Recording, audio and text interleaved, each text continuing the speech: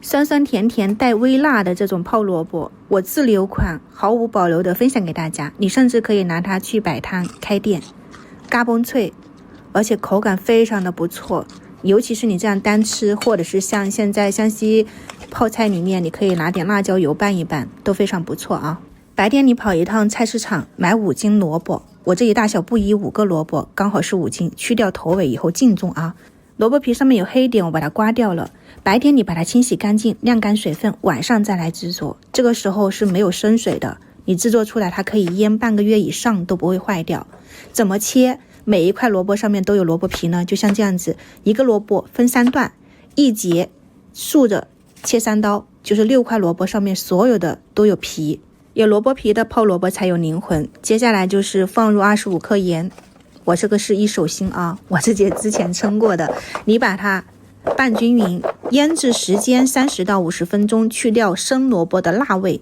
而且醃出來這個蘿蔔水一定要倒乾淨啊，但是不要去清洗它。我們直接開始放料，5斤蘿蔔3斤料，5-3原則，就是1斤的糖，但是要用冰糖、黃冰糖，水、花椒水和泡椒水也是1斤。綜合加在一起，我這裡是350，就算它是400克的花椒水，100克的這種小米辣的這種泡椒水和泡椒一起倒進去。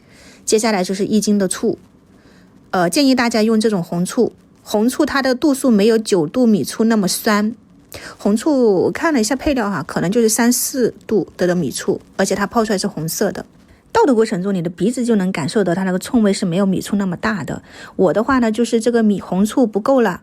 我加了一點白米醋，但是如果你們家裡面只有白米醋，你又想要有顏色的話呢，我這裡有個小方法，就是紫蘇你利用上，把紫蘇的葉子汁水擠出來，再放入白醋，攪拌一下就是這種紅米醋了。